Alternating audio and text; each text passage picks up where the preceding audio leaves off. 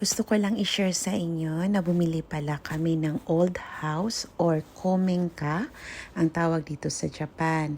Dahil kasi yung niwa namin or yung garden namin ay pinatayuan namin ng coffee shop. So, nag-decide kami or yung asawa ko na bumili ng hatake or yung place na pwede kang magtanim. Pero dahil po hindi kami member ng JA or yung magsasaka, so hindi kami makakabili ng hatake. Kailangan bumili ka ng hatake pag member ka. So dahil hindi kami makabili ng hatake or ng pagtataniman ng mga gulay, bumili ang asawa ko ng komenka or old house para doon kami magtanim. Dahil kasama yung old house sa mga gusto naming bilhin na hatake, syempre kailangan naming i-renovate yung old house or komenka. So ito po yung nabili namin. Ito ay 5 minutes away from our house. 12 years na hindi siya na may tumira or na-abandoned na siya ng 12 years. So, lahat po ng floor ay kailangan ng palitan at pati po yung ceiling niya, giba na yung iba pero lahat nag-decide yung asawa ko nagigibain. So, pinapakita po namin sa inyo kung ano po yung kabuuan ng nabili naming komenka or old house. Blessings din ito sa amin kasi after 1 year na pinagawa namin yung coffee shop namin ay nakuha namin or nabili namin ito. 3 years po namin tong babayaran, loan po ito at mura po siya kung bibili ka ng bagong bahay dito sa Japan. So bakit po siya mura?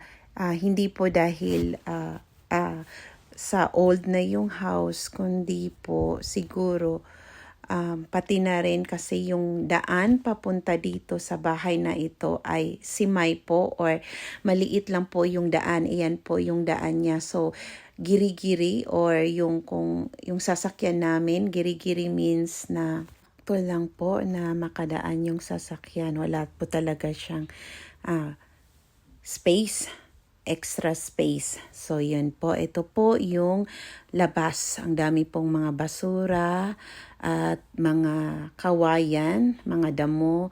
So ayan po, makikita nyo na ang dami naming gagawin dito sa bahay na ito. Pero dahil po ang asawa ko at ako ay mahilig sa DIY, ay magagambaro po kami or lalaban kami para maayos namin itong nabili namin na old house. So dito po makikita nyo rin na ang dami niyang mga yero at mga yung kawayan na yan kataas or mas mataas pa siya sa asawa ko kung i-compare mo doon sa pinakababa at sa sa height ng asawa ko. Ganyan po kadami yung kailangan naming itapon na mga kawayan. So ito po, kinat namin yung mga kahoy. Yan po ay dyan lang na hindi inaayos nung dating may-ari ng bahay.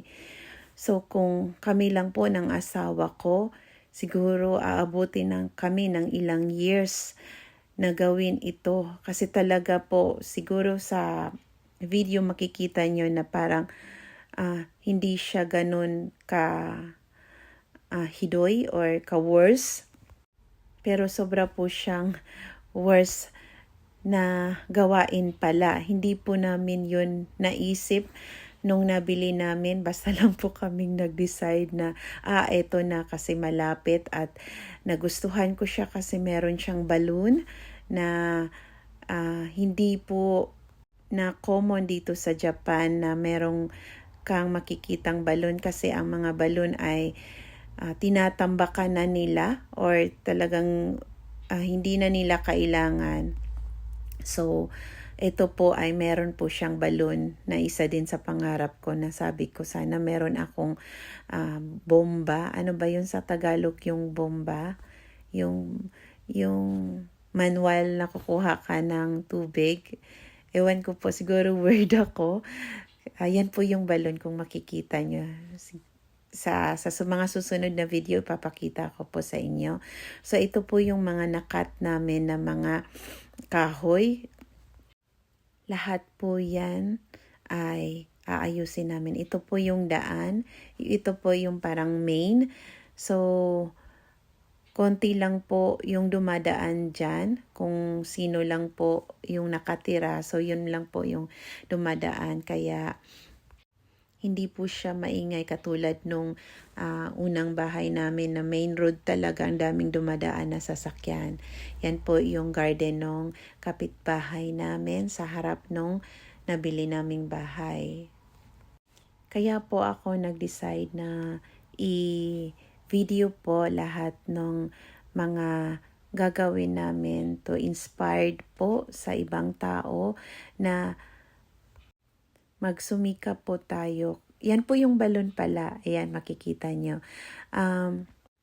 Monday to Friday po, kami ay nagtatrabaho. Ang asawa ko sa company kung saan siya nagtatrabaho. Ako naman po ay sa coffee shop. Sabado at Linggo lang po kami nakakagawa nito. So, grabe po yung power na kailangan mo para ayusin ito. Ang paglalaan ng oras, pagod, at kung ano pa yung ilalaan mo para lang maayos ito place or bahay. So, ayan, medyo nakikita na natin na medyo maayos na. Ayan po, grabe po yan.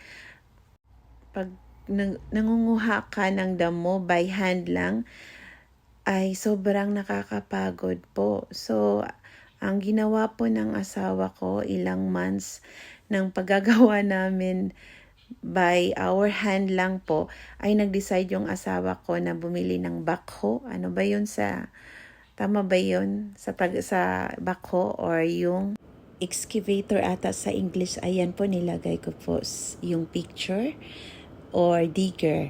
Yun po yung tumulong sa amin para mapabilis yung paggawa namin dito sa labas ng bahay. Pag wala po yun, mahihirapan kami ng asawa ko. Buti na lang na pag-isipan niya na bumili po noon. Second hand lang po iyon. So, bali, kwenta ng asawa ko kung magpapatulong kami or magbabayad kami para tulungan ay ukani kakaro or mas malaki siguro yung mababayaran namin. Pero kung bumili kami noon, backhoe, ay mapapasa amin pa tapos mapapadali din yung gawain namin. So ito po yung nabili naming second house or coming-ka para po ayusin at magkaroon kami ng garden or pagtataniman namin ng mga gulay at prutas at kung ano pa yung mga halaman na gusto naming taniman or itanim. So, ayan po. Basta po magtiwala tayo sa Kanya, sa sarili natin, dagdagan natin ng sipag, tiyaga, ay makakaraos din tayo or may patutunguhan yung ginagawa natin.